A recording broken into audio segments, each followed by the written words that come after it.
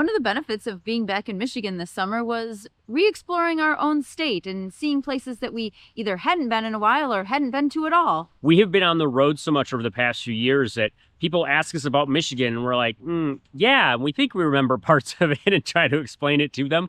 But we always tell people visit Michigan because there's so many cool things to see and do. And it has been fun sort of rediscovering it this summer. We just spent a week in Newaygo County and explored a number of things that either we had no idea existed, had heard about but never visited, and really just had a good time seeing what there is to do in Newaygo County.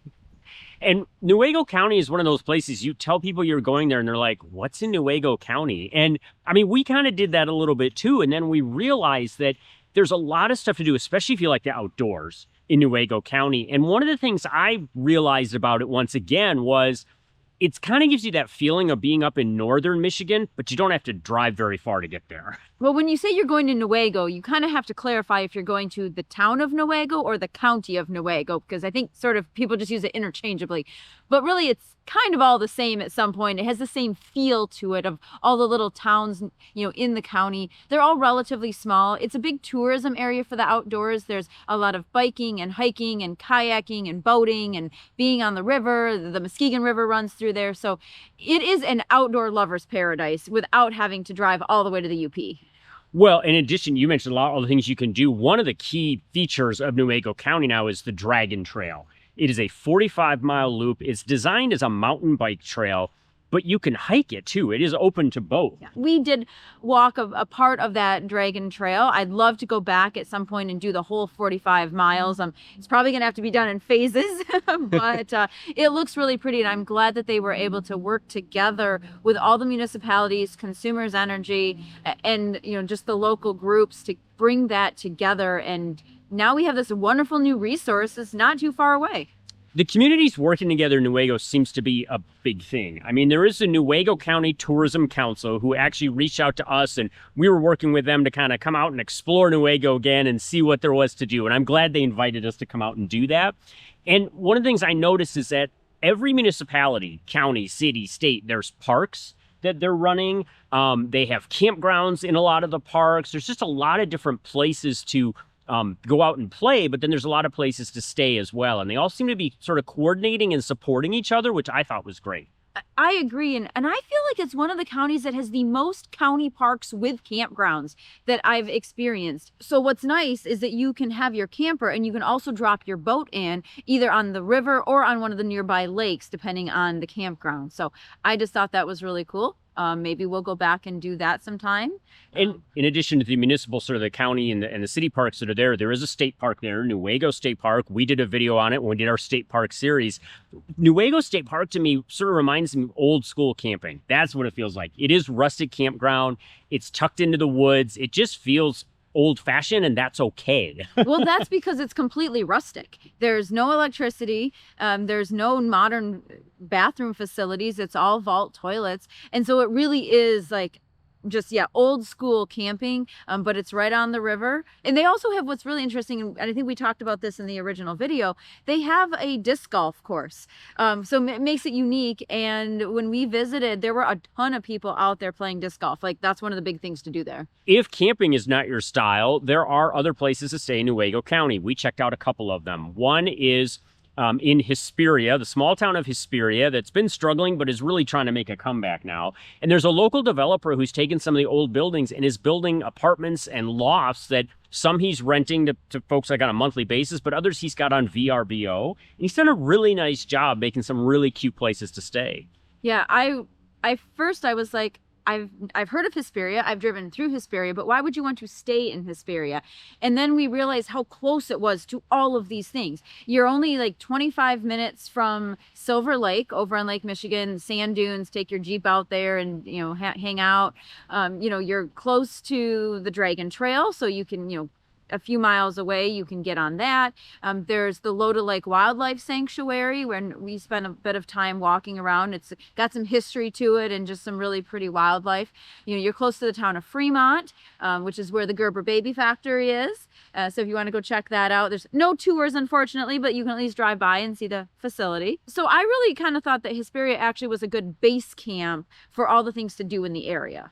I don't think there's any place in Newaygo County that's all that far from any place else in Newaygo County. We stayed in 2 different places while we were in the county, and we went to dinner in different towns around different the area times and stopped into a treat shop, a jam sweet retreat in Fremont. That was a lot of fun. Oh, I was just going to say, you say sweet treat, it makes it sound like a candy shop, but it kind of is. But it also has frozen yogurt, like that's what it's known for. So it's pick your flavor frozen yogurt and then pick all the different toppings that you could want.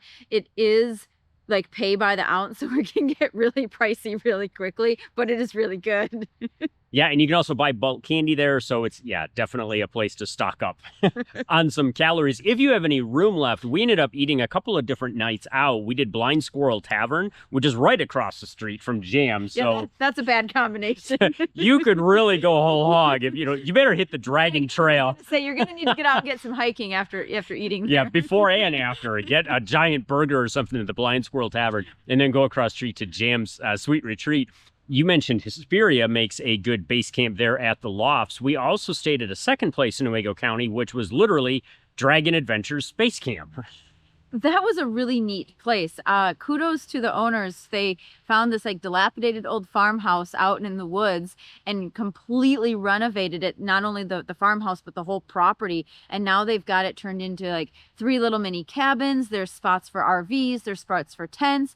It really is the base camp for people coming to mountain bike for the Dragon Adventures. They've got a shuttle bus that will take you to the trailhead. And if biking isn't your thing, they've also got the shuttle bus that can take you to the start of the river for you can go tubing or kayaking. And so they've got this whole, there's more to come that they're working on here, but what they've got so far is really cool. And it was a really nice place to stay, even though it pretty much rained like the entire time we were there.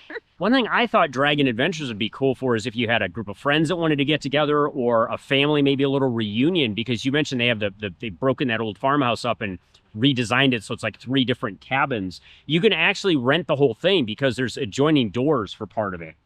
So you could all stay together in one big place and then just kind of hang out at the fire pits and go explore the county together. I think that would be a lot of fun. Well, I did see in the guest book that a couple groups had done that. So I noticed that they had said they came with like a group of 20, and it was like one was like a bachelorette party and one was just a group of friends that were just doing the mountain biking.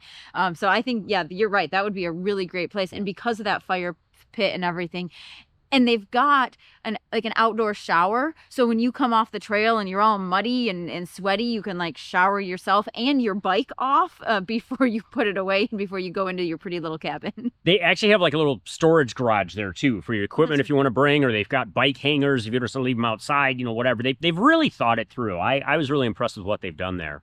We've been talking a lot about activities like hiking and biking. If that's not your speed, you can also check out the local parks that we mentioned, or you can take a couple of drives and see some historic dams that are in Newaygo County. And really, it's those 2 dams that made part of Newaygo County the recreation paradise that it is.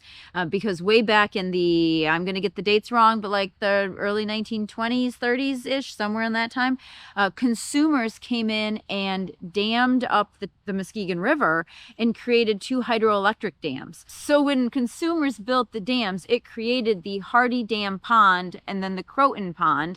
And so now both of those have become like the big lakes where people have their cottages and they go boating and fishing and all sorts of recreational water activities. And so that's really what started drawing people to the Newaygo area was that infrastructure that created these, man-made ponds, lakes, whatever you want to call them. And so now today that's still there. You can see the dams. You can stop and see some of the historical signs and the artifacts and some of the old machinery that they've since replaced and now have put on display. So it's worth a stop to check that out and, walk or drive over the road, because the roads go right over the dam. So you can see that. Yeah. It's really kind of cool. And when they were built, they were considered engineering marvels. And I think they still are in a lot of ways because of the size and the amount of water and the electricity they can produce, that kind of thing. So, it was kind of neat to see those. In addition to all the different activities, there's also lots of different food options. We like eating, so we decided to check out a few of the local spots because we also want to support the small businesses in the area. One of the first ones we did was Brew Works, and I don't remember what you had, but I had this amazing steak and portobello quesadilla that was really, really good. And the other one we went to was the Smuggler's North. Smuggler's North, that's right. Smuggler's North is nice. It's sitting on a lake. It was a really nice view. It was raining when we were there, so we couldn't sit outside. Ooh. But the food was really good. It's a really kind of eclectic menu. But it was, I mean, I had a really good burger, but you had something fancier, I think. Oh yeah, that was right. That was the night I had the stuffed chicken with something piccata sauce, a really good salad. It's a little fancier upscale. It is on one of the bigger lakes in Newaygo where a lot of the cottages and the people live. So if you're looking for it's not fancy by any means. I mean, you know, your people are still showing up in, you know, shorts and sweatshirts and jeans, what have you. Raincoats tonight, we were there. But the food seems a little bit fancier than some of the other places in town. Or Blind Squirrel Tavern, which is where we went another night, which is very casual, but a lot of fun. Yeah. So and really good food. That was in Fremont, yes. I think. I don't know. You had a lot of burgers that week. They all looked delicious. And yeah. I think I did have at Brewworks, I had a French dip. So I broke out of my burger phase that was going on. But they were all really good. So I enjoyed them. Clearly, we had a good time in Newaygo County. It was a different trip for us. We didn't haul the Airstream. You know, we stayed in a couple of local places, and that was fine. It was fun to do that. We've often said, be a tourist in your own backyard. And as we travel, that's our big thing, is to find out from the locals, where do you go? Where do you eat? What is there to do around here, and get to know a community? It was fun this time to do that in our own backyard of Michigan. Yeah, I agree. There was so much to do, and actually we said we want to go back when it's not raining. Also, I think maybe next time I would take the Airstream because we felt like we just kept missing stuff. Like when we set off to pack for the week, it was, okay, what are we going to need? And then like halfway through the week, we'd be like, oh, shoot, that's in the Airstream. We're just so used to having our house with us. But I really, really thought the Airbnbs that we stayed in were super cute. And so I'm glad we got that opportunity because we don't do those too often anymore because of the Airstream.